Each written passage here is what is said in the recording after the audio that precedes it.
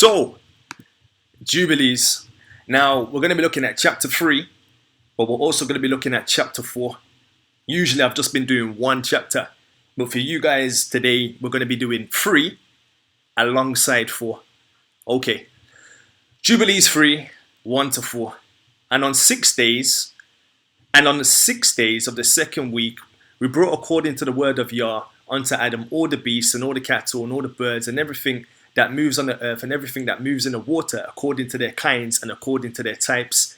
The beasts of the first day, the cattle of the second day, the birds of the third day, and all which moves on the earth on the fourth day, and that which moves in the water on the fifth day. And Adam named them all by their respective names, and as he called them, so was their name.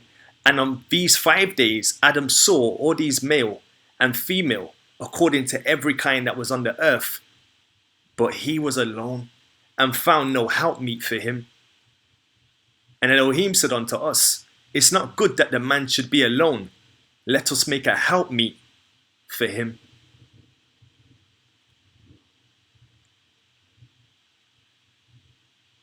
So we see on the second week of creation, that's when Adam was naming the animals on separate days. And the names that he gave them was the name that stayed with them. You know? Very interesting. But then as he's naming all of them, he's realizing, boy, I don't have a lady friend. I don't have a spare part. I don't have a spare rib. So they said it's not good that he should be alone. Let's make a helpmeet for him. Now, Jubilees 3, 4 to 7. And Elohim said unto us, it's not good for the man to be alone. Okay, I've already read that.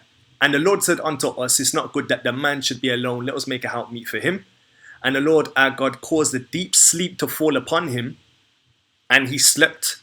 And he took for the woman one rib from amongst his ribs. And his rib was the origin of the woman from amongst his ribs. And he built up the flesh in its stead and built the woman. And he awaked Adam out of his sleep. And on awaking, he rose on the 6th day and brought her to him. And he knew her and said unto her, This is now of my bones and of my flesh. She shall be called my wife, because she was taken from her husband. Therefore shall man and wife be one, and therefore a man shall leave his father and his mother, and cleave unto his wife, and they shall be one flesh. So most of us already know this account. It's going to get a little bit interesting.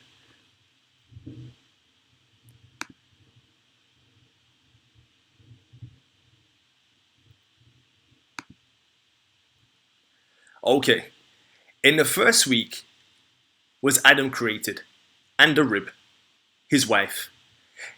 Now in the second week, he showed her unto him for the reason the commandment was given in their defilement for a male, 7 days, and for a female, twice 7 days. I know a lot of people are going to be like, what? But don't get triggered. Just stay with it. And we're going to see the precepts to go with it. And after Adam had completed 40 days in the land where he had been created, we brought him into the Garden of Eden to till and keep it. But his wife they brought in on the 8th day, and after this she entered into the Garden of Eden. And for this reason, the commandment is written on the heavenly tablets in regard to her that gives birth.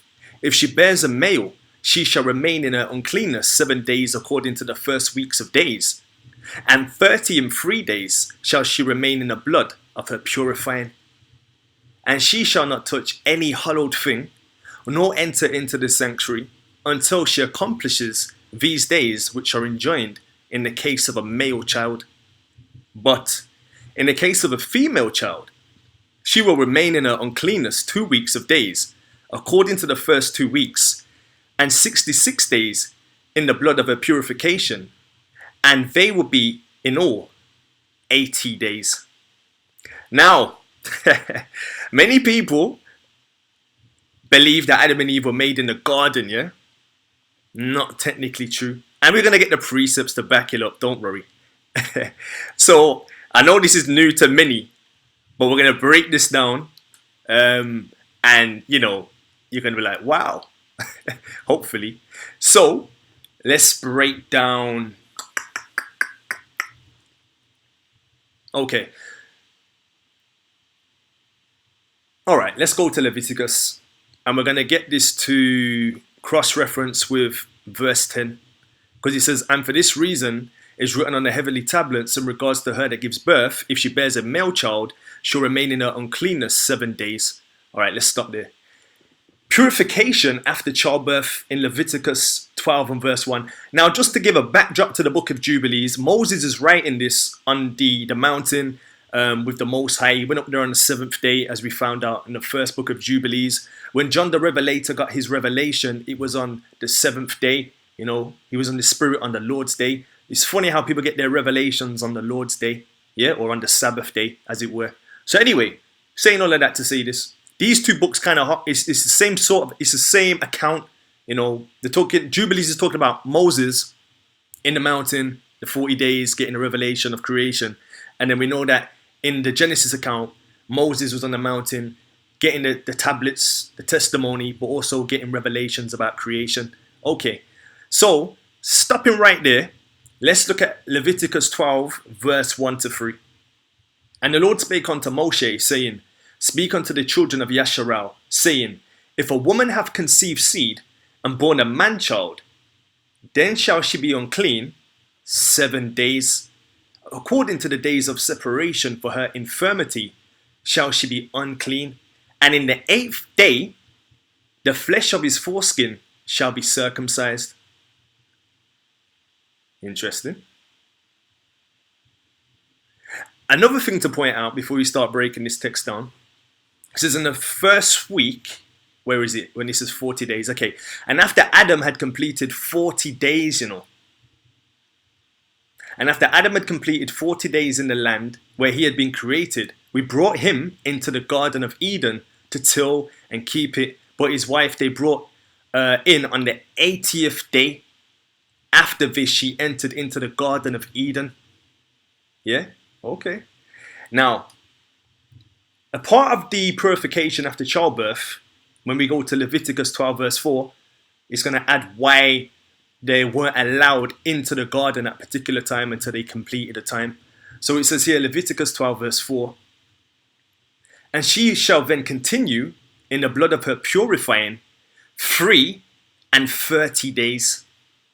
She shall touch no hallowed thing, nor come into the sanctuary until the days of her purifying be fulfilled. So it was 7 days of being unclean, plus 3 and 33, or 33. So that's 40 days. Yeah, for a male child, you're unclean. Yeah.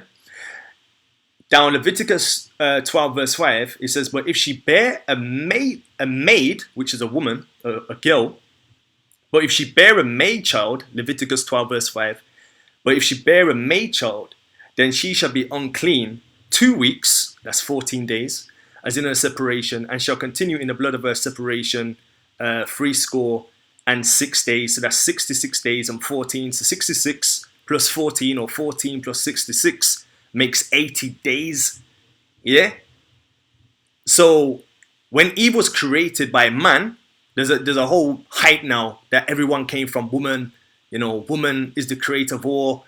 You know, women are gods because women created everything. Well, the first woman came from man. And then from that exchange, women were then the creators of all of civilization.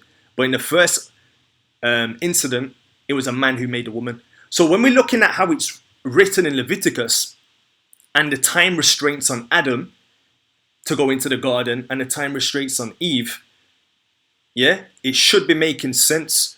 So for a male child, it was 40 days. He wasn't allowed to go and touch any holy thing or be a part of, you know, he wasn't a part. If you bared a male child, he was unclean for 40 days. Adam had bared Eve, yeah, so he was technically unclean for 40 days. Eve was the one who was birthed, so technically she was unclean for 80 days. You understand what's going on here? So they weren't permitted in until they completed that time period. 40 days of purification for Adam and 80 days purification for Eve. So they were still in the land doing their thing, but when it came to going into the sanctuary or going into the garden, they weren't permitted until they were purified, which is we see the principle or the precepts in Leviticus from 12, verse 1 to 5. Yeah?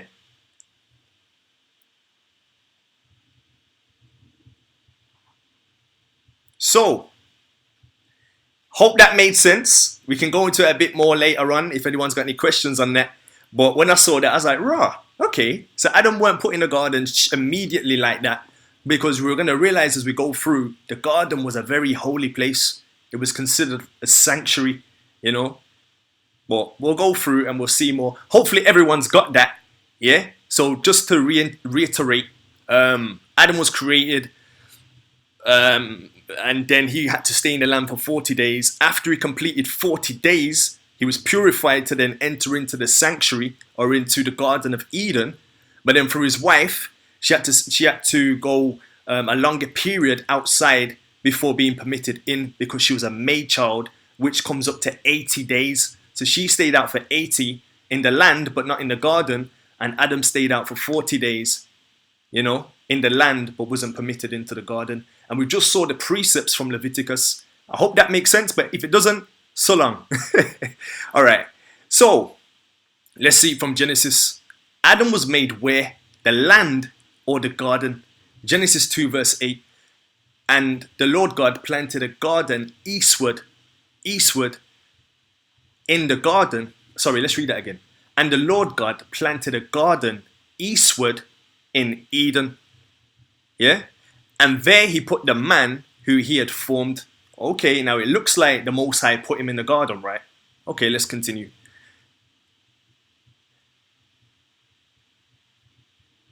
Genesis 2:15. And the Lord God took the man and put him into the Garden of Eden to dress it and to keep it. So he made the garden in the eastward of Eden. Yeah, and then what I want people to understand is you have the land of Eden, and then you have the Garden of Eden. That makes sense. I hope that makes sense, you know, because a lot of people, it's going to be new, but it's biblical. Adam was not put in the garden immediately, according to the Jubilees account, and I'm trying to show you where it links up in the Genesis account too. And the Lord God planted a garden eastward in Eden, and there he put the man whom he had formed. But then later on it says, and the Lord God took the man. So he took the man from where? You don't take, you know what I'm saying? He took the man and then put him into the garden. So he took him from a place and put him into another place. That makes sense. So we need to differentiate between land and garden, because a lot of people, you know, all these films and cartoons we may have watched in our youth, we just see Adam and Eve made in the garden, and it just cuts very quickly to the snake, and cuts very quickly to sin, and cuts very quickly to Noah's Ark, and it just cuts very quickly. But now we're seeing the intricacies behind the whole scenario. Yeah? So the Lord God took the man and then put the man into the Garden of Eden to dress it and to keep it. And the Lord God commanded the man, saying, of every tree of the garden thou mayst freely eat, but of the tree of the knowledge of good and evil thou shalt not eat of it. For in the day that thou eatest thereof, thou shalt surely die. Make a mental note of that. For in the day, make a mental note, you know. For in the day that thou eatest thereof, thou shalt surely die. And the Lord God said, it is not good that the man should be alone. I will make a helpmeet for him. Okay.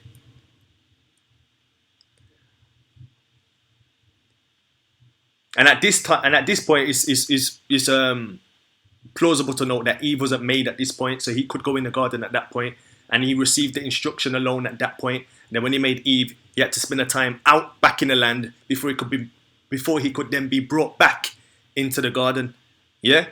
So at this point, Eve weren't made, so he could go into the garden and get the commandment, get the instruction. But then when Eve was made, taken out and then put back in. All right. So let's move on. Now, this is a quote that I got from a Jewish site in regards to why they have purifications and time periods. Yeah, it says at childbirth this same, but they call it a tradition. They wasn't really even able to pinpoint why they do it in the Jewish tradition. They wasn't really able to pinpoint it intricately, but we'll read the quote and you'll see what I'm saying. At childbirth, this same tradition continues to operate. In Leviticus 12, if a woman has a son, she is unclean for 7 days, and her son is circumcised on the 8th day, following Yahweh's covenant with Abraham. The woman must then wait 33 days to be purified from her bleeding for a total of 40 days. When a woman gives birth to a daughter, 2 differences are noted. First, instead of being unclean for 7 days, she's unclean for 14 days, or as twice as long. Second, instead of waiting 33 days until being purified, she must wait 66 days, again, twice as long, for a total of 80 days. According to Jewish historian, this period is twice as long to account for the purity of both the mother and the daughter. Therefore, the time period is twice as long as when a mother gives birth to a son. Physically, there is no reason a woman should be unclean for longer or require longer to recover after giving birth to a daughter. Some have suggested more time was given for a mother to bond with her daughter or to provide protection for her, but this idea is not found in the passage. So they don't really understand how it all came about, but we see in the Ethiopian Jubilees, it breaks down how it came about and why it was permitted and not permitted, and etc., etc. So it gives you more of an insight into this. So, even this community that are Jews don't even understand why there is a certain prohibition in times of the times between a man and a woman, and the purification therein, if that makes sense. So let's continue. And when she had completed these 80 days, we brought her into the Garden of Eden, for it is holier than all the earth besides, and every tree that is planted in it is holy. Therefore, there was ordained regarding her who bears a male or a female the statute of those days, that she should touch no hallowed thing, nor enter into the sanctuary until these days for the male or female child are accomplished. This is the law and testimony which was written down for Israel, in order that they should observe it all the days. Again, Leviticus 12 verse 4, it says, and she shall then continue in the blood of her purifying 30 days. She shall touch no hallowed thing, nor come into the sanctuary until the days of her purifying be fulfilled. So the Garden of Eden was considered a very holy place. A set apart place. And for them to even enter into that holy place, even before sin, even before the serpent, even before all of that jazz, there was still law and order, there was still hygiene, there was still like a kind of a hygiene law, I guess, in terms of coming into a holy place.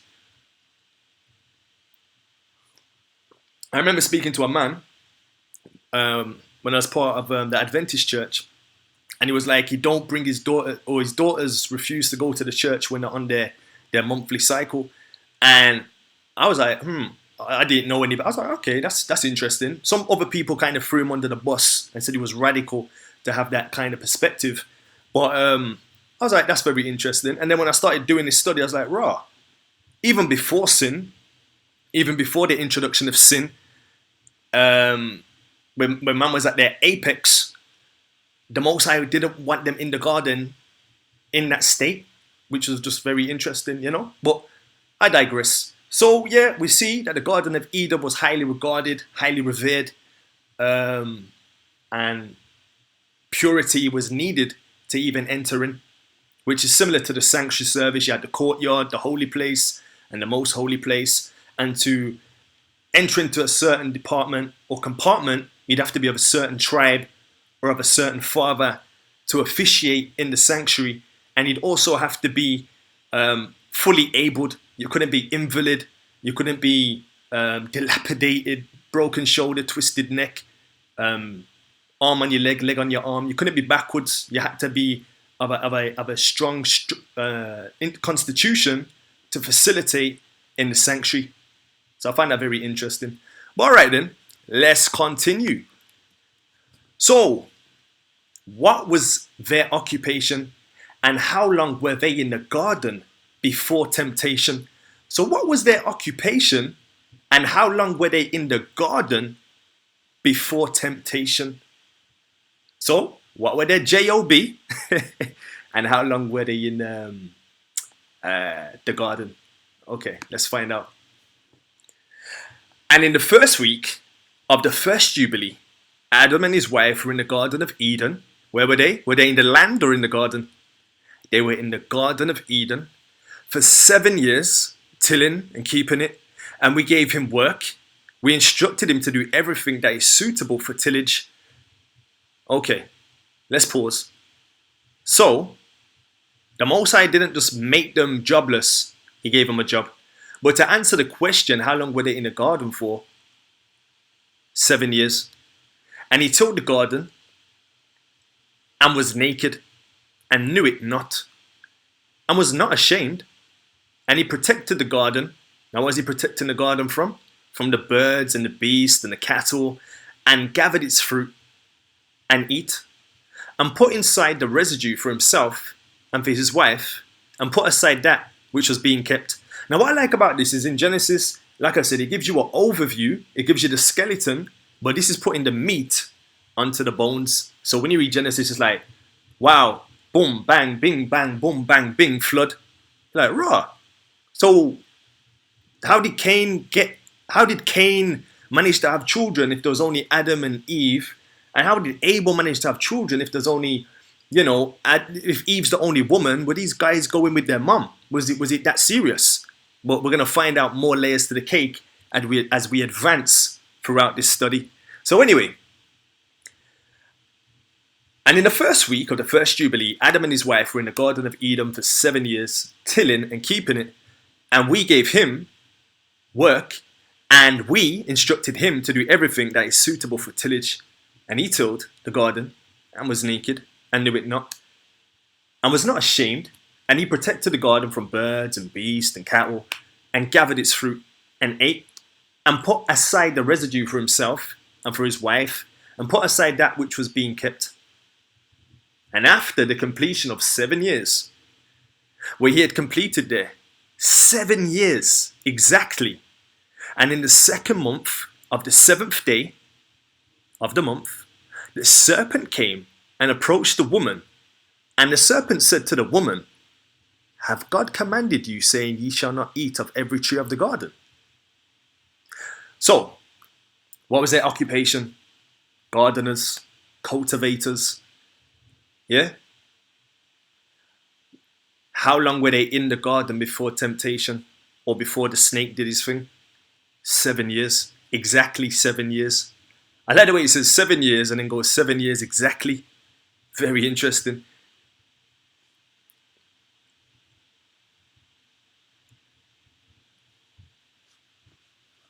Jubilees 3:18 to 22. And she said to it, "Of all the fruit of the trees of the garden, God hath said unto us, eat, but of the fruit of the tree which is in the midst of the garden, God hath said unto us, ye shall not eat thereof, neither shall ye touch it, lest ye die. And the serpent said unto the woman, ye shall not surely die. For God knoweth that on the day ye shall eat thereof, your eyes will be opened, and you'll be as gods, and you will know good and evil." Interestingly, in the occult, there's a lot of emphasis on the eye. You find a lot of people trying to hold one of their eyes and cover one of their eyes, and a lot of emphasis on this eye stupidness, in terms of rebellion and this, that, and the other. And the woman saw that the tree, that it was agreeable and pleasant to the what? The eye. And that its fruit was good for food. And she took thereof and eat. And when she had first covered her shame, so what did she do first? She realized she was naked, Yeah? So button breasts, realized she was naked, and covered her shame with fig leaves. So she sinned and covered up straight away. Then she gave thereof to Adam, and he ate, and his eyes were open, and he saw that he was naked. And he took fig leaves and sewed them together, and made an apron for himself, and covered his shame. So they both did the crime, and didn't want to do no time. did the crime, but didn't want to do no time. Now, Job 31 verse 33 says, if I covered my transgressions as Adam by hiding mine iniquity in my bosom. Adam probably could have just said to the Most High, I'm speculating, this is just me speaking off record, not by any commandment. But he probably could have just went to the Most High and said, boy, as a man, I messed up. I take accountability, responsibility. Who knows what the Most High would have done? But we know that he just covered his shame. He covered his sin. And Job says, if I covered my transgression as Adam by hiding mine iniquity in my bosom. Very interesting. All right. So, and God cursed the serpent and was wroth with it forever. It doesn't really go into the explanation that we get in Genesis where it says, bruise his head and heal. He doesn't really go into that, and that he'll go on his belly. And I wanted to go somewhere else with that, but boy, it would just go off on a tangent. I might have to cover that on another study, in terms of, I'll cover it in another study. Anyway, and God cursed the serpent and was wroth with it forever. And he was wroth with the woman because she hearkened to the voice of the serpent and did eat. And he said unto her, I will greatly multiply thy sorrow and in thy pains. In sorrow thou shalt bring forth children, and thy return shall be unto thy husband, and he will rule over thee. So there we see, before this, they both had dominion, and they both were ruling simultaneously, interchangeably, unilaterally, in harmony. But then there was a disruption, a disturbance, and we see the whole pendulum swing the other way, where man was in the in the front seat, and to guide the ship, etc. But we see the spirit of feminism took place before the Jezebel spirit, before any King Ahab Jezebel spirit, before any infamous character that we can think of, Delilah and all these kind of people. The spirit of feminism was taking place here, or was beginning to take place here. And the Most High had to remind the woman that, boy, going forward, the man's going to have dominion over you. But then, power corrupts, and absolute power corrupts absolutely. So now we have men who are supposed to be the head, abusing the body, abusing the woman now, which is not right. So we do have to have order, and the man is at the top. But now we're seeing that power is corrupting men, and women are getting corrupted also. But this indifference started in the garden, or post-sin, and I call it the spirit of feminism. All right, let's continue. So, and to Adam also, he said, because thou hast hearkened unto the voice of thy wife, and hast eaten of the tree which I commanded thee, that thou should not eat thereof, cursed be the ground for thy sake. Thorns and thistles shall it bring forth to thee, and thou shalt eat thy bread in the sweat of thy face, till thou returneth to the earth, from whence thou wast taken. For earth thou art, and unto earth shalt thou return. Now I looked at that before on a previous study, and when the Most High said, cursed be the ground for thy sake, notice he's saying for thy sake, for thy benefit, for thy sake. Interestingly, what's happening now is with GMO, with all these other things that they're doing to the seeds, we're trying to reverse the curse of Genesis and Jubilees. And it's having a hazardous effect on our health. Where before people would till the land to gain produce organically and naturally, now we're overproducing, over-consuming, and now we're having health-related issues because all we have to do is click, and there's food. Click, and there's food. It's so convenient that by trying to reverse this curse, we brought on ourselves another curse. Very interesting. And when he says curse the ground for thy sake, when people till the ground, there's so much exercise involved. You know, there's so much good for the body, exercise in the ground. You know, I'm an amateur gardener, but when I do get popping in the garden and get cracking, yeah, the benefits are awesome. Like, you just feel healthy after you've done a day's graft in the garden. So even though the ground was definitely cursed and the thorns and the thistles and we're gonna, eat the bread in the sweat of our face, now by trying to reverse that over producing through, GMO, you can grow a pineapple in 3 weeks, 2 months, whatever. Because we're doing these things in extremes now. Now we're reaping a curse for trying to break the curse. The irony. Anyway, and he made for them coats of skin and clothed them and sent them forth from the garden of Eden. So notice, he sent them from the garden of Eden. So they're still in the land of Eden, but they were kicked out of the garden, which was in Eden. Yeah? Like, for example, let's just say you're from London and you get kicked out of your house. Have you been kicked out of London or have you been kicked out of your house? You've been kicked out of your house, right? But you're still where? In the land of what? London. But you're just no longer allowed back into what? Your house. Just to make you guys see. And on that day, on which Adam went forth from the garden, he offered as a sweet savor an offering, frankincense, galbanum, stati, and spices in the morning, with the rising of the sun from the day when he covered his shame.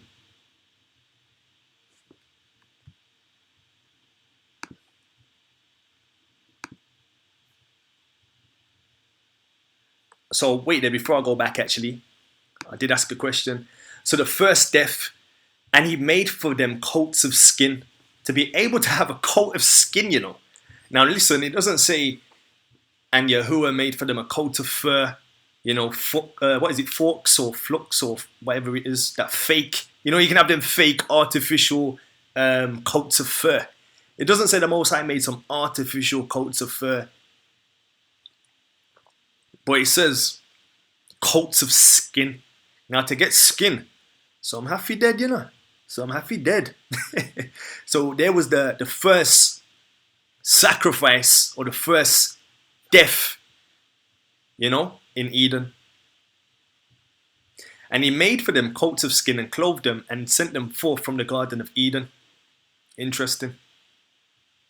Now, let's continue. Oh, sorry, and he also made a sweet savor of frankincense, galbanum, so I don't know if it was, I'm not going to add to and speculate on that one. But pretty plain, what happened, kicked him out, cloves of skin, and then Adam makes a sacrifice, a sweet savor and an offering. I don't know if he used the lamb as a part of that, it doesn't really say, or the animal as a part of that, it doesn't really say. But nevertheless, we know that Adam made a sacrifice or an offering shortly after being evicted from the house or from the garden. Okay. What could animals do before sin? So what could animals do in the garden? And on that day, now this is the following verse, so that's 27, now we're on 28. And on that day was closed the mouth of all the beasts, and of the cattle, and of birds, and of whatever walks, and of whatever moves, so that they could no longer speak. For they all had spoken, one with another, with one lip, and with one tongue. And he sent out of the Garden of Eden all flesh that was in the Garden of Eden, and all flesh was scattered according to its kinds and according to its types unto the places which had been created for them. So we see here that animals, according to the book of Jubilees, were able to communicate verbally with one another. There was a common language per se.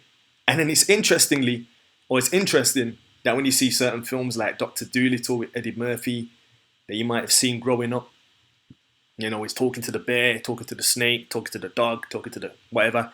And then, It's like people in Hollywood know, they must know more to the story, you know? But then it makes good films when they release it. And we know that in Numbers, Yahuwah opened the mouth of an ass. And she said unto Balaam, what have I done unto thee that thou smitest me these 3 times? So we know that the Most High has the capacity, yeah, to open the mouth of anything and make anything speak. And interestingly, the language is more or less borderline the same. Because if you look at verse 28, it says, and on that day was closed the mouth of all beasts. Stop. Let's go to Numbers 22:28. And the Lord opened the mouth of the ass. So he closed the mouth of the beast and he opened the mouth of the ass. Same sort of language of closing and opening. And today, there's sort of a Garden of Eden relic, for want of a better word, which we could say is the parrot, which kind of reminds us on a micro level of the gift of speech being found in animals. I mean, a bird, his brain is so small that it's actually a derogative slur. Like someone will say, you're a bird brain, you know, you're a bird brain, because birds generally, they're not the brightest in the bunch. But nevertheless, when I was in Spain, I happened to go to a show, an animal show. I might have to upload it onto YouTube, you know. And boy, they train their animals to do some amazing things, you know. Amazing things like whales, to do like killer whales, you know, to do some amazing things, and dolphins and parrots, yeah. So even though they have that you know, that stigma of bird brain, a lot of birds are quite intelligent. But interestingly, we see it's something as so-called dumb as a parrot, a bird brain, is able to speak or to imitate human voices. So that's just interesting in and of itself. Now, 29. I was just teaching my kids part of their little Sabbath study that I was doing about this particular verse, because it's very interesting in the fact that it says, and he sent them out the Garden of Eden, all flesh that was in the Garden of Eden, and all flesh was scattered. Now, did the Most High just scatter the animals like there was just some random, you know, hogwash? Did he just scatter them like, yo, you know, Adam and Eve have sinned, you guys get out of the garden and just do your own thing, survival of the fittest, you go run that way, you run that way, and just, you know, hopefully you make it alive and get to your destination? Is that kind of what happened?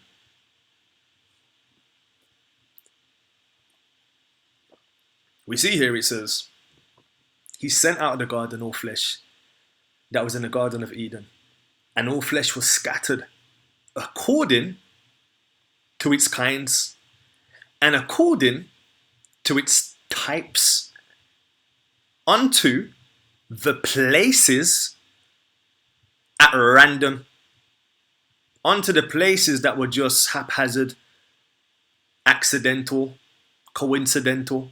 No, I can't see that. This is the love of the Most High, you know. According to its types, unto the places which had been created for them.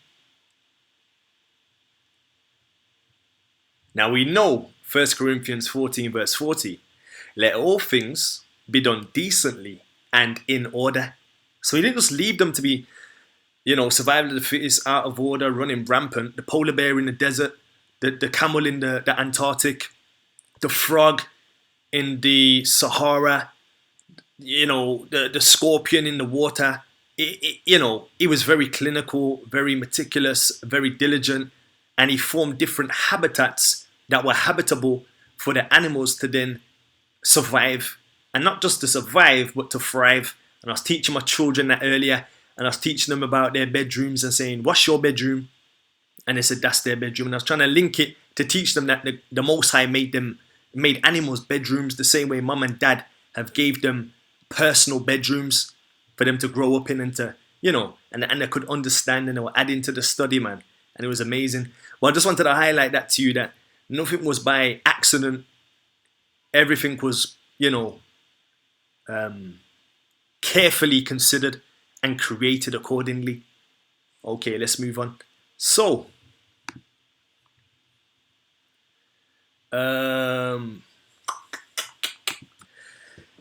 another interesting prophecy. Sorry for the nudity, for the 12 o'clock crowd and for the 1 o'clock crowd and the 3 o'clock crowd and all the crowds. But the nudity is blurred out. But on the statue, I must have forgot to blur out the piece, so apologies. But anyway, okay, verse 30 to 31. Now, remember this, you know. Actually, no, allow it. I'll leave it. We'll read on.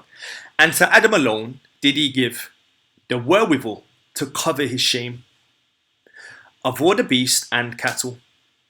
On this account, it is prescribed on the heavenly tablets as touching all those who know their judgment. Sorry, let me read that again. And to Adam alone did he give the withal to cover his shame of all the beast and cattle. On this account, it is prescribed on the heavenly tablets as touching all those who know the judgment of the law, that they should cover their shame and should not uncover themselves as the Gentiles uncover themselves. So there was a trait, yeah, that was going to be that the Japhetic nations. When you hear Gentile in the Bible, I want to clear up a few misconceptions. Gentile, believe it or not, was never superimposed on the descendants of Shem. Gentile, believe it or not, was never superimposed on the descendants of Ham. Believe it or not. But Gentiles relates only to the sons of Japheth. We've done studies on this, but for those who might be new or whatever the case may be. So anyway, on this account is prescribed in the heavenly tablets as touching all those who know the judgment of the law, that they should cover their shame and should not uncover themselves as the Gentiles uncover themselves. Now, interestingly, when you look at the sons of Japheth who occupy northern regions of the world, a notable trait that you can look at from the time of Alexander to before that, but there's a general trait, the same way we like to isolate the prophecy of Ishmael to everyone who's a part of Islam and say he's going to be a wild man, hand against every nation, every nation's hand will be against him. There's certain nuggets that certain nations still have to this day. There's certain prophecies that still fit certain nations to this day, because by and large we don't change, you know.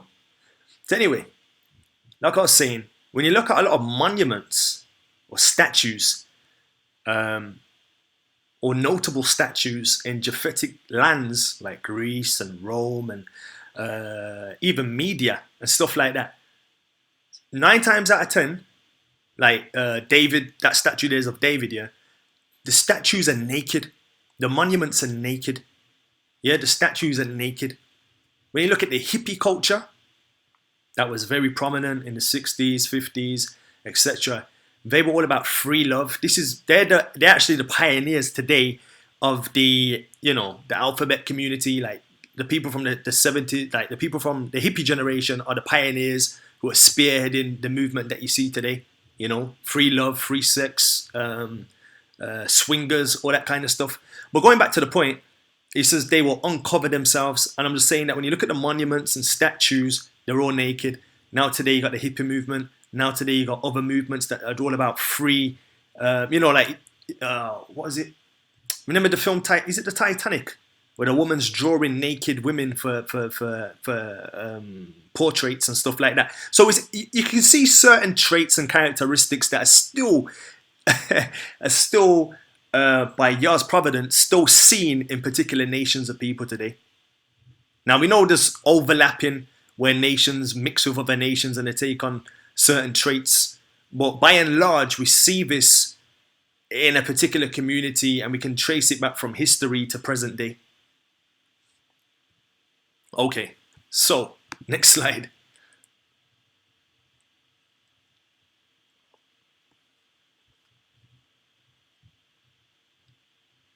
So next slide. Where did they fall? Oh, sorry, where did they dwell after Eden? And on the new moon, of the 4th month, Adam and his wife went forth from the Garden of Eden, and they dwelt in the land of Elder, in the land of their creation. Now, I think Elder could possibly mean Eden, a mistranslation or another name for Eden, potentially. I don't know. I tried to research Elder, and I couldn't really find any information. It was telling me it was a village in Spain or something like that. So, you know, it is what it is. But on the new moon of the 4th month, Adam and his wife went forth from the Garden of Eden, and they dwelt in the land of Elder, in the land of their creation. So they were created in the land of Eden.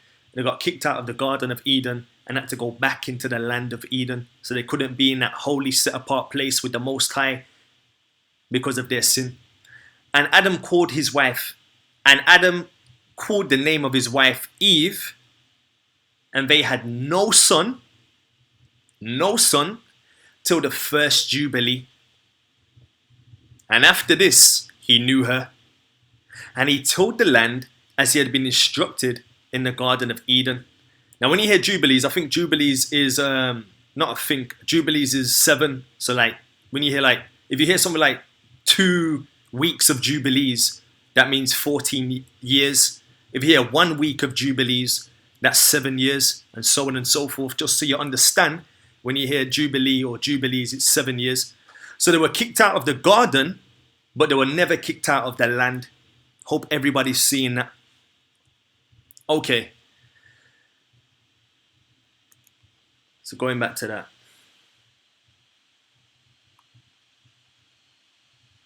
Okay. So what I wanted to bring out on this point, when you go to Genesis 3:24, it says, so he drove out the man, and he placed at the east of the Garden of Eden cherubims and a flaming sword, which turned every way to keep the way of the tree of life. Interesting. So what was the flaming sword for? The flaming sword, which turned every way to keep the way of the tree of life. That's interesting, you know. And when I got the strong concordance on that, on flaming sword, it says ablaze. Also, from the idea of enwrapping, magic as covert, flaming, enchantment. Now we know the Most High don't do magic, and the Most High doesn't do enchanting. What's being suggested is potentially, in my opinion, so take it with a pinch of salt, this is just me trying to make sense of the definition that's given. The flaming sword was something to disguise accessing back into the garden. So the garden was still on the land, but in terms of being able to get into the garden or to locate the garden, it was hidden or made to or enwrapped, because it says in there that from the idea of enwrapping. And then when I researched or looked at what enwrapping was in the Collins English Dictionary, it says enwrapping is to cover up or to envelope, usually passive to engross or absorb. So we know it's not passive to engross or absorb, but it could potentially be to wrap or cover or envelope. So then I just started thinking, why?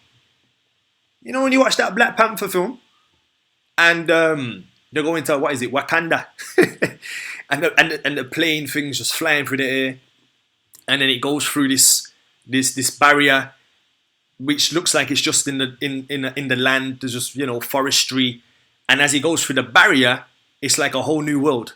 Now, however you want to take that, or however far you want to go with that one, it's up to you. But I just find it interesting that, you know, the garden was never taken, was never, you know, removed or destroyed or anything like that. The Most High just took the man out of the garden, and then he set up cherubims who had a flaming sword, which turned every way. But what was the purpose of the cherubim? What was the purpose of the flaming sword? What was the point? It was to keep the way of the tree of life. I just find that interesting. And I thought, why? That's interesting. And you know what, yeah? The study was going to close and end here, you know. This is where the study was going to end originally. And then I thought, okay, let's continue on to chapter 4. So that's the end of chapter 3 of the book of Jubilees. And now we're going to continue into chapter 4.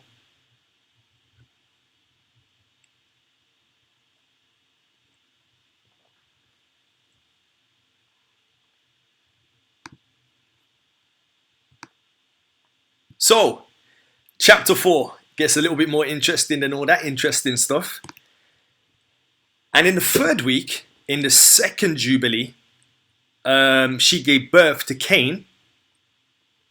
And in the fourth, she gave birth to Abel. And in the fifth, she gave birth to her daughter, Awan. So in the third, what was the question? What was the name of the third child? What was the name of Adam and Eve's third child? And in the third week, in the second Jubilee, she gave birth to Cain. And in the fourth, she gave birth to Abel. And in the fifth, she gave birth to her daughter, Awan. So remember I asked at the beginning, some people speculate, because in Genesis it doesn't really mention any women outside of Eve, that Adam, like all the sons, like, you know, like some queen bee mentality, like everyone went with their mum. I've heard this by some people. They said everyone went with Eve to procreate because there was no woman. How do you have, you know what I'm saying? A lot of people to say some things, you know, rightfully or wrongfully so, because, you know, they was unable to fill in the blanks. But what Jubilees does, by Yah's grace, is fill in the blanks without damaging what's already been written. It just adds to, or not adds to, because someone say, oh, you're adding to, you're taking away. And people get triggered. But it complements, yeah? And to be fair, as we looked at on the first account of Jubilees, Jubilees was considered canonical in the first century of Christianity and Christendom. But then we saw how it was removed by a rabbi, a kafiva, and all that kind of stuff. We looked at that on series 1. But anyway, let's continue. Jubilees 4, 2-5. And in the first year of the third Jubilee, Cain slew Abel because God accepted the sacrifice of Abel and did not accept the offering of Cain. And he slew him in the field, and his blood cried from the ground to heaven, complaining because he had slain him. And the Lord reproved Cain because of Abel, because he had slain him, and he made him a fugitive on the earth because of the blood of his brother, and he cursed him upon the earth. And on this account it is written on the heavenly tablets, cursed is he who smites his neighbour treacherously, and let all who have seen and heard say, so be it. And the man who has seen and not declared it, let him be accursed as the other. So, it's saying there, okay, let's read off Genesis 4:11. And now thou art cursed from the earth, which have opened her mouth to receive thy brother's blood from thy hand. Question. He's saying there, you're going to be a fugitive. But how can you be a fugitive when there's only a set amount of people that are living right now? We're going to answer that question. We're going to find out that question as we go through, actually. Then the other point is, it says, whoever smites his neighbor treacherously, yeah, let all who have seen and heard say so be it. And the man who has seen and not declared it, let him be accursed as the other. So if you see a drive-by, or you're privy to see somebody being killed, yeah, I know we have this don't snitch culture, don't snitch, this, that, and the other. But, you know, if you see your brother do something to another, yeah, you're supposed to declare it, you know. You're not supposed to hide the bosom of sin. You're not supposed to do what Adam and Eve and sin and hide it in the bosom, or see someone sin and hide it in your bosom. You're supposed to declare it, you know. If not, then you're just as accursed as the guy who actually did the crime, you know. So if you're a standby, if you're there, you happen to see, but you're saying, boy, now I'm black code, you know, I'm on black code. I can't snitch, or white code, or brown code, or yellow code, or whatever code you might be on, and you don't say, boy, sir, you is cursed. All right, boom. Let me stop messing around. All right, so, and Genesis 4:11 says, "And thou art cursed from the earth, which have opened their mouth to receive my brother's blood via your hand. Yeah? Okay. So we just realized the third child is called Awan. We already kind of know that from the Genesis account. Okay, who was the fourth child, or what was the fourth child's name? Jubilees 4, 6 to verse 8. And for this reason, we announce, when we come before the Lord our God, all the sin which is committed on heaven and on earth and in light and in darkness and everywhere. So that's going with the other verse where it says, if you don't say, then you're cursed. Yeah, and he's saying, and for this reason, this is why you have to announce before the Lord of our God all the sin which is committed in the heaven, on the earth, and in the light, and in the darkness, and everywhere. So not supposed to be privy or an accomplice to sin. We're supposed to expose sin. Well, I think everybody got the point. Okay. Adam and his wife mourned for Abel 4 weeks of years.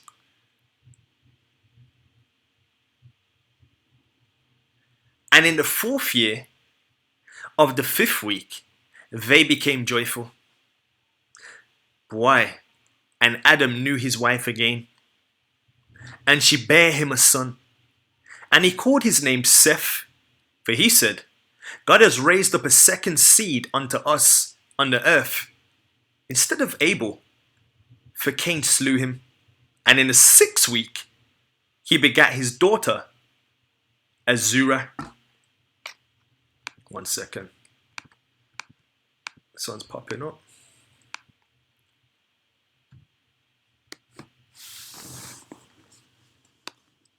So what was the name of the 4th child? Azurah. What was the name of the 3rd child? Awan. What were these children? Were they men or were they women? 2 women, 2 daughters, 2 sons. Well, technically it would have been 3 sons, but you know the politics that just happened. So now there's 2 sons and 2 daughters.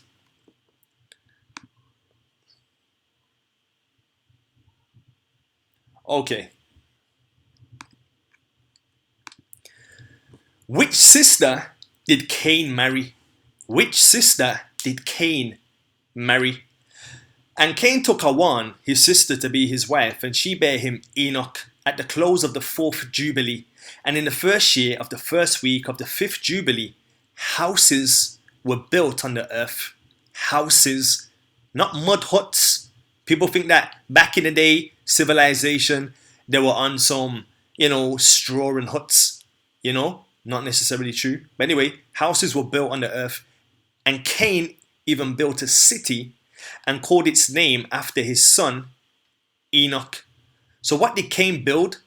Cain was the first to build a city, a metropolis. Everybody else was living in a village, country bumpkin, countrymen. Not around being in the country. I love the country. But Cain, he came up with the idea of building a city. And he named his city after his son, Enoch. So what was Cain's son called, his first son? Enoch. Now, this is not the Enoch that we see who was taken. And you're going to find out where that Enoch was taken to, which is going to be very interesting. But we see that Cain had a son called Enoch. And we're going to find out that somebody else also had a son called Enoch. But these 2 Enochs are not the same. These 2 Enochs are not the same. Genesis 4:17. And Cain knew his wife. Now, Genesis doesn't mention the sisters, probably due to the biases of the Bible writers of that time, Eurocentric, kind of put down women to a certain degree. So they probably wouldn't have recorded it. I don't know. I'm just speculating. So anyway, Genesis 4:17 just says, just randomly, no mention of any daughters or anything like that. It just says, and Cain knew his wife, and she conceived, and bare Enoch, and he builded a city, and called the name of the city after his son, Enoch. That's it. Nothing more, nothing less. But now we see the same account in Jubilees, adding more meat to the bones, more muscles to the skeleton. And he's just saying, boy, Cain took Awan, his sister, to be his wife, and she bare him Enoch at the close of the 4th Jubilee. And in the 1st year of the 1st week of the 5th Jubilee, houses were built on the earth. And Cain built a city and called its name after his son. So there's the precept in Genesis, and there's your Jubilees.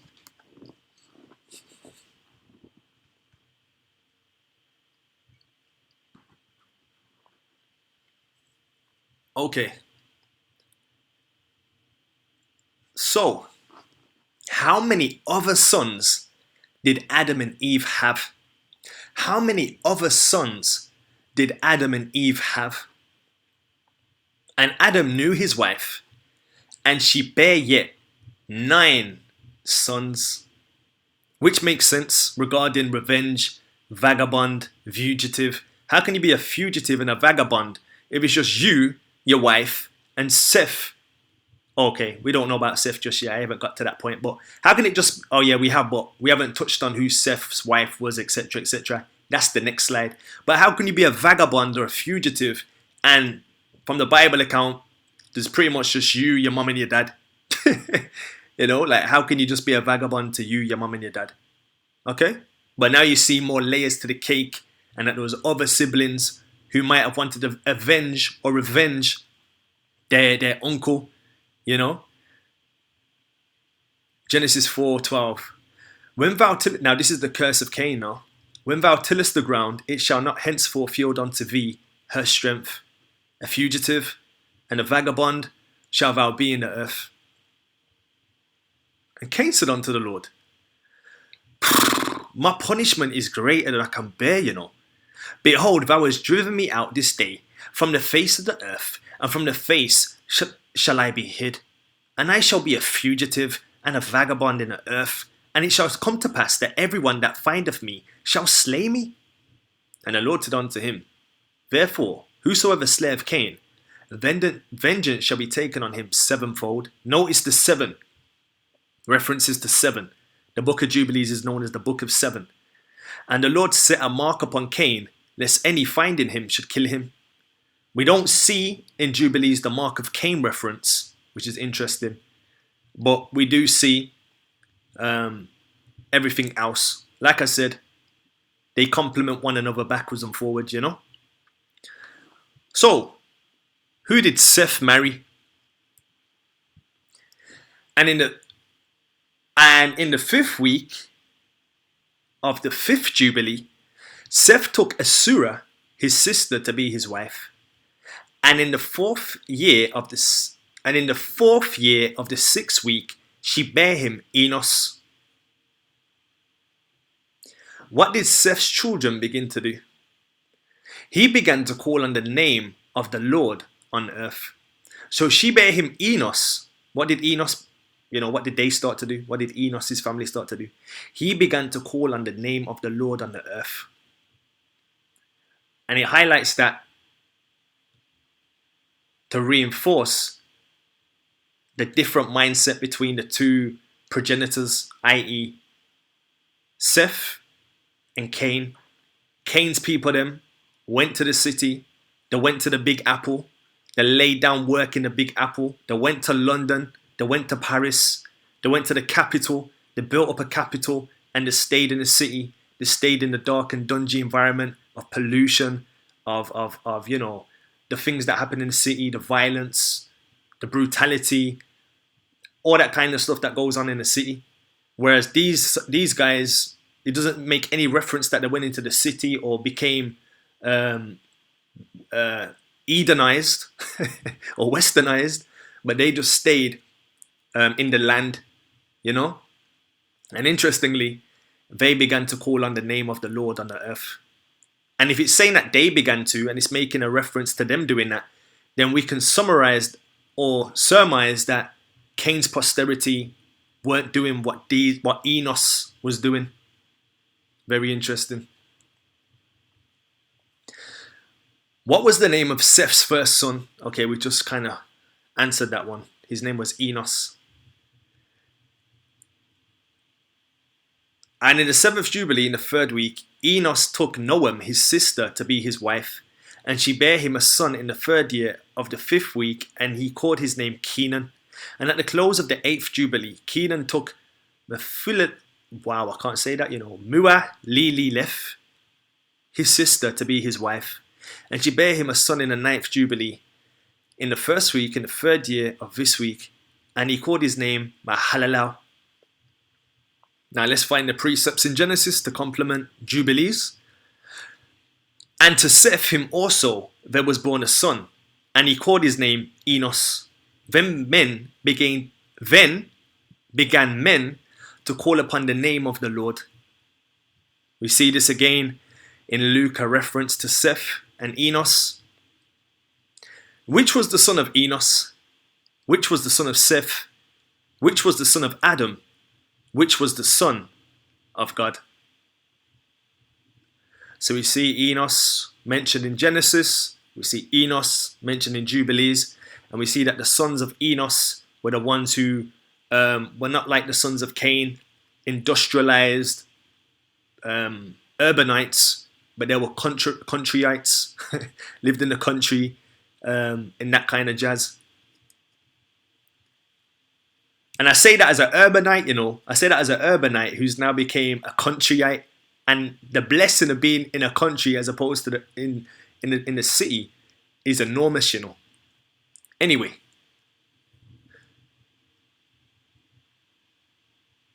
who visited during the time of Gerard or Jared?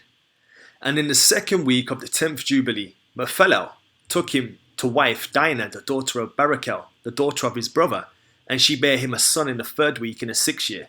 And he called his name Jared or Gerard, for in his days the angels of the Lord descended on the earth, for those who are named the Watchers, that they should instruct the children of men, that they should do judgment and uprightness on the earth. So who visited during the time of Gerard or Jared? The Watchers. What was their job? Their job was to instruct the children of men that they should do judgment and uprightness on the earth. We also see these Watchers involved in the judgment of Nebuchadnezzar. Daniel 4 verse 17. The matter is by the decree of the Watchers and the demand by the word of the holy ones, to the intent that the living may know that the Most High ruleth in the kingdom of men, and give it to whomsoever he will, and setteth up over it the basest of men. So we see a reference to the Watchers in Daniel, and we see Watchers in Jubilees. They came at the time of Jared, and they had a job which was to instruct the children of men, and that they should do judgment and uprightness. So they were like the Most High's ambassadors for his kingdom, since they were kicked out of the garden and couldn't fellowship with him directly. They had these angelic ambassadors who were teaching them the ways of Yah and how to conduct themselves uprightly. Interested?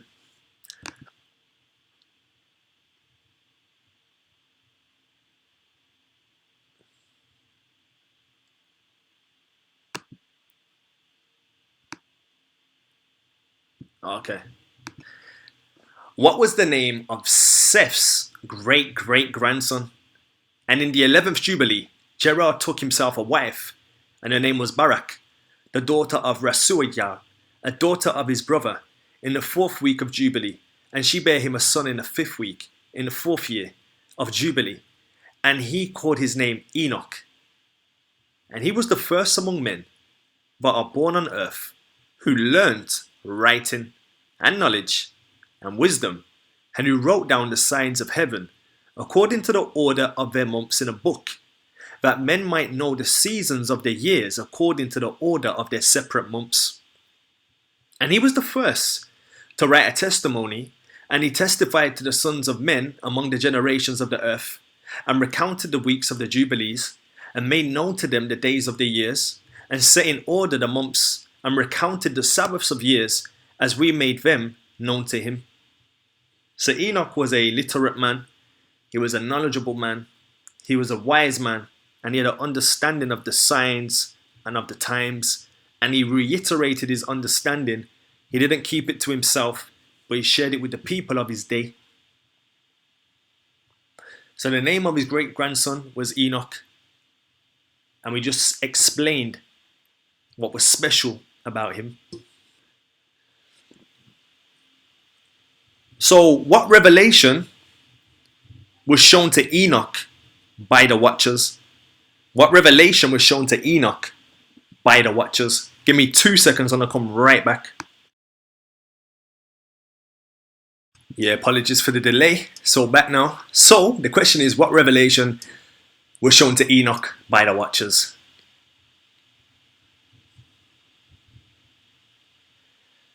And what was, and what will be, he saw in a vision of his sleep. As it will happen to the children of men, notice children of men, not children of Yasharal at this point, just children of men globally. He had the global vision of what was going to happen to all civilization and of all men throughout their generations unto the day of judgment. He saw and understood everything and wrote his testimony and placed the testimony on earth for all children of men and for their generations. And in the 12th Jubilee, in the 7th week thereof, he took to himself a wife, and her name was Edna, the daughter of Danal, the daughter of his father's brother. And in the 6th year, in this week, she bare him a son, and he called his name Methuselah. And he, moreover, with the angels of God, these 6 jubilees of years, and showed him everything which is on earth and in the heavens, the rule of the sun, and he wrote down everything. So this guy Enoch, very, very interesting character in terms of what the revelation he received. You know, John the Revelator got a revelation about the end days and this, that, the other. We see one of the things that stood out to me in these books, or just the Bible in general, is how much foreknowledge was given to Moses.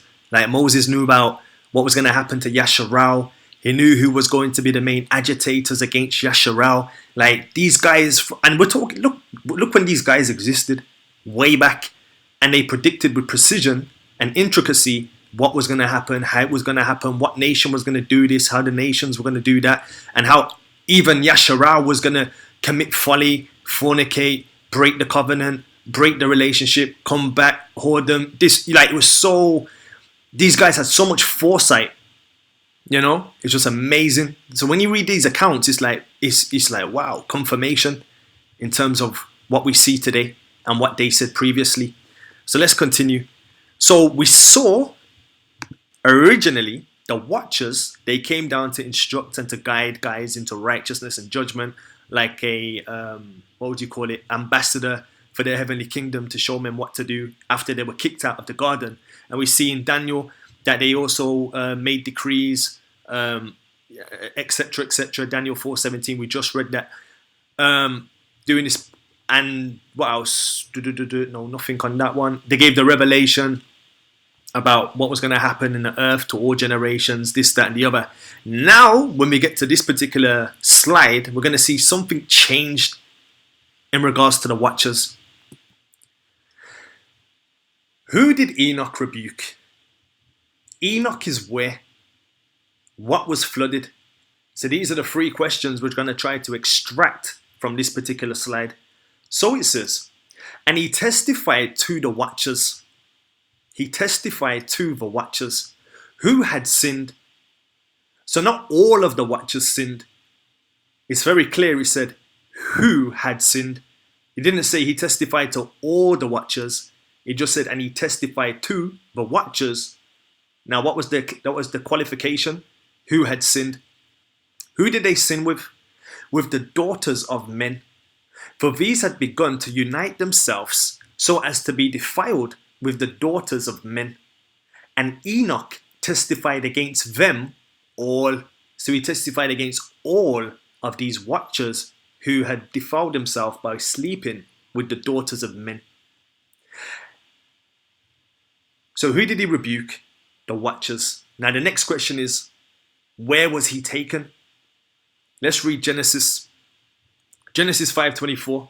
Like I said, it's very, in the Genesis account, it gives you the skeleton, and it will drop from the fall to the expulsion of, you'll start with the creation, the expulsion of Adam and Eve, then it'll get to this, that, the other, then go to the ark, and then it starts getting into more detail about more events, where this book, the Jubilees, kind of, it fills in the blanks that are kind of jumped across in the Genesis account.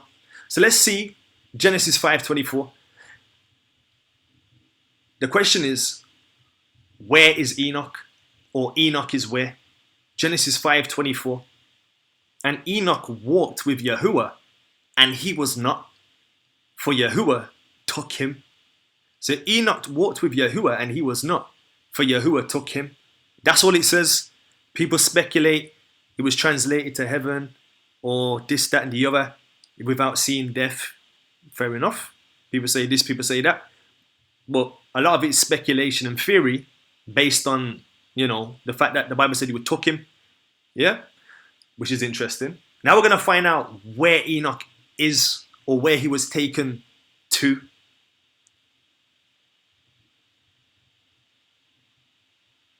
Verse 23. And he was taken from amongst the children of men, and we conducted him into the garden of Eden in majesty and honor. And behold, there he writes down the condemnation and judgment of the world, and all the wickedness of the children of men. And on account of it, God brought the waters of the flood upon all the land of Eden, for there he was set as a sign, and that he should testify against all the children of men, that he should recount all the deeds of the generation until the day of condemnation. Now, many people have different views with the Genesis account. When I was in the Pentecostal church background, they pretty much believed that, fallen angels slept with the sons of men and started to bastardize the seed pool, the gene pool, with Nephilim and all this kind of stuff.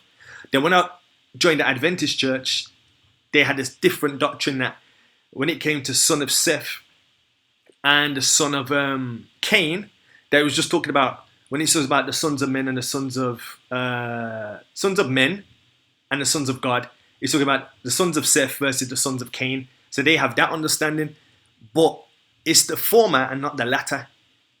It's the former and not the latter, meaning that the angels were doing things inappropriately with women. That's what the Bible teaches. Yeah, it's not the latter where it's just the sons of Seth and the sons of Cain were mingling together and they made giants. That doesn't even make any sense. And I'm going to show you where in the Bible it talks about these angels sinning. Yeah. Now 2 Peter 2, verse 4. For if Yahuwah spared not the angels that sinned. Let's stop. Jubilees chapter 4 verse 22. And he testified to the watchers who had sinned. Then he goes on to explain what the sin was, defiling themselves with the daughters of men. Yeah? For if God spared not the angels that sinned, but cast them down to hell and delivered them into chains of darkness to be reserved unto judgment. 2 Peter 2 verse 2 to 4. Now let's look at Jude 1 to 6.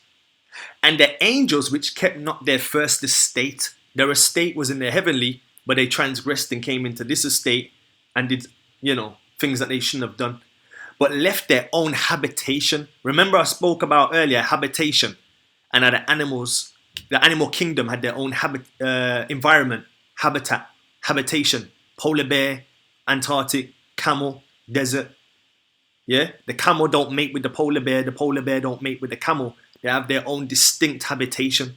Yeah, he have reserved in ever chains under darkness unto the judgment of the great day. So in terms of the whole different understanding between, did the angels sleep with them, did they not, is it just some, it's quite obviously it did take place. It's not just the Seth and Cain. We've highlighted the differences between Seth and Cain, how Cain went and formed a metropolis, a city and houses and all that kind of stuff, and how Seth didn't go that route, he stayed in the land. But then also you had this introduction of these angels doing what they shouldn't have been doing with the sons of men. So I hope that makes sense. All right, let's move on. 4 holy spots. 4 holy spots.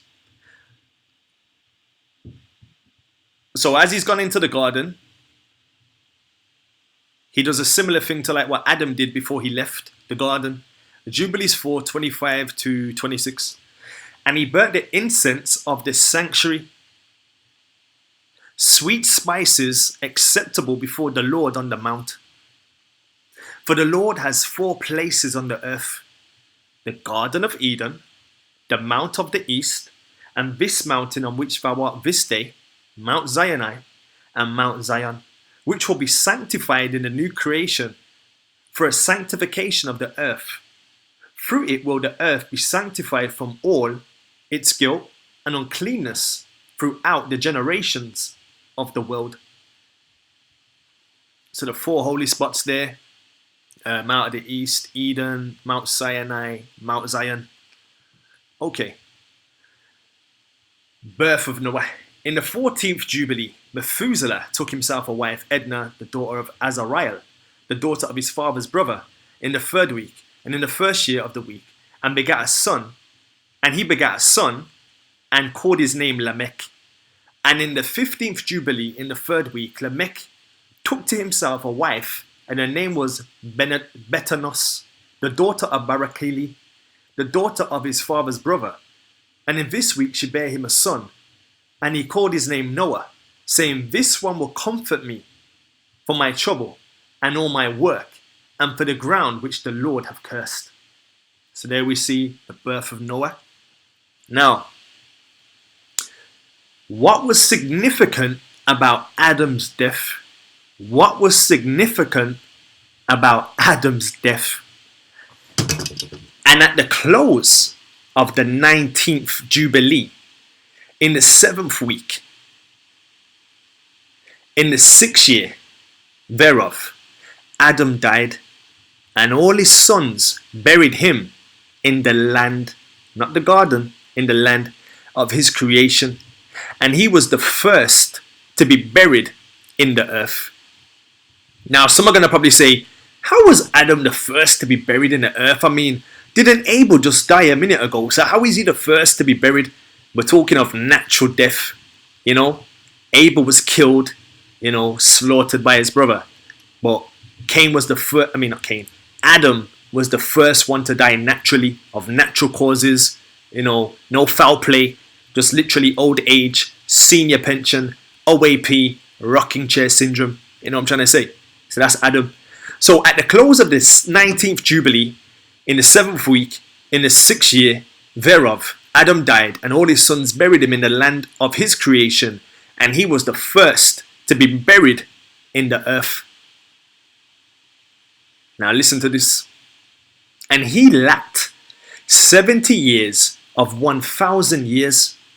For 1,000 years are as one day in the testimony of the heavens, and therefore was it written concerning the tree of knowledge, on the day that ye eat thereof, ye shall die. For this reason he did not complete the years of this day, for he died during it. Interesting. Now precept, 2 Peter 2:38 to verse 9. But beloved, be not ignorant of this one thing. So what does the Bible want us to know? There's a petition there, It says, but beloved, be not ignorant of this one thing. What's the one thing, Peter or Cephas? That one day is with the Lord as 1,000 years, and 1,000 years as one day. Now I'm not saying, before people jump the boat on this particular one, we're not saying the Lord made the earth in thousands of years or anything like that. 6 days, no argument, and rested the 7th day. Just making that plain before people go, and go on a crazy one. But he's saying a day is 1,000 years in terms of how it is where the Most High dwells. Or a day is as a. My wife said to write this down because I always make a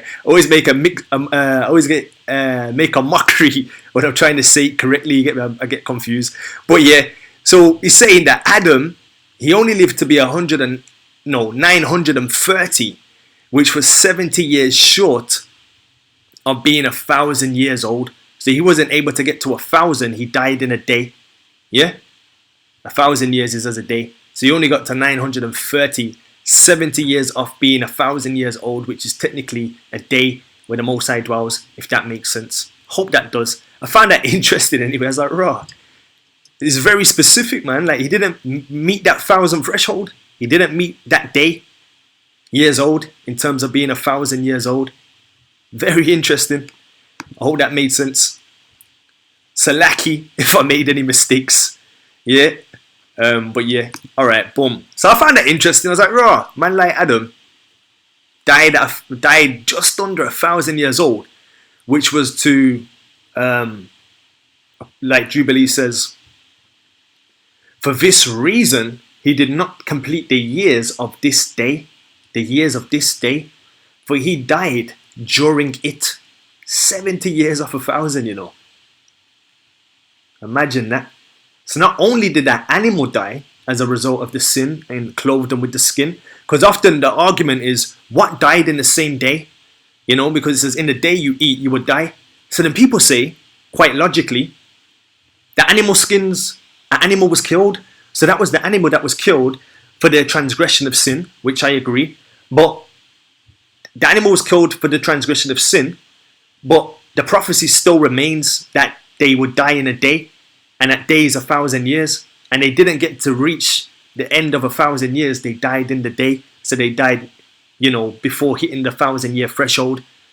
Yeah, so it gives you a more depth understanding of what's going on. So yeah, an animal did die, and they were clothed in that animal's skin for their sin, but nevertheless, the prophecy of them dying in a day was fulfilled because they didn't get to reach 1,000 years old. Interesting. All right, let's move on. So, what was significant about Cain's death? What was significant about Cain's death? At the close of this Jubilee, Cain was killed after him in the same year. So, we just read in verse 30, it's talking about how when Adam died, and Cain died in the same Jubilee, does it say? At the close of this Jubilee, Cain was killed after him in the same year. So Cain was the second person to be buried, or the second person to die. Yeah. Now, this is why I say the Jasher account, I've seen many kind of fallacies in the Jasher account. And even though the Bible does make reference to the book of Jasher, yeah, certain things could have been misconstrued, or, you know, because a lot of people tamper with a lot of things, yeah.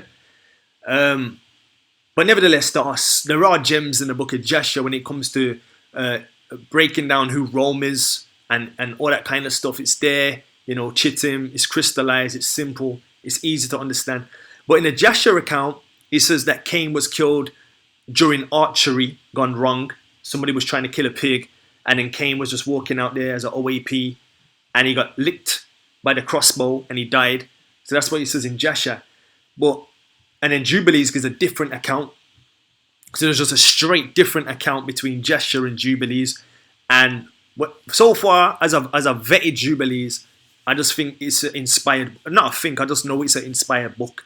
You know, I've just showed you the people who took the book out, but yet they keep the Talmud. So it's up to you in terms of that. But there's two different accounts. Jasher said he was killed during archery, but Jubilees says he was killed doing something else. So let's read how Cain, or what was significant about Cain's death. Okay. At the close of this Jubilee, Cain was killed after him, Adam, in the same year. Why? For his house fell upon him, and he died in the midst of his house. And he was killed by its stones. For with a stone he had killed Abel, and by a stone was he killed in righteous judgment. For this reason it was ordained on the heavenly tablets, with the instrument with which a man kills his neighbor, with the same shall he be killed. After the manner that he wounded him, in like manner shall they deal with him. Leviticus 24 verse 20. Breach for breach, eye for eye, tooth for tooth, as he hath caused a blemish in a man, so shall it be done unto him again. There's the precept. Now we know ultimately the Most High is going to rain judgment, equitable judgment, not equality, not equal judgment, but equitable judgment. And it's going to be breach for breach, eye for eye, tooth for tooth. But he's going to be doing the vengeance, not us. Yeah? But it's just showing you the precept and the parallel between the two. All right, almost finished. Noah's wife was called what? And in the 25th Jubilee, Noah took to himself a wife, and her name was Emzara, the daughter of Rachel, the daughter of his father's brother, in the first year, in the 5th week, and in the 3rd year thereof she bare him Shem, and in the 5th year thereof she bare him Ham, and in the 1st year, in the 6th week, she bare him Japheth. So what was Noah's wife called? Emzara, or Emzara, or Emzara, yeah? Okay, I hope you found all of this interesting, and as always, provoking thought.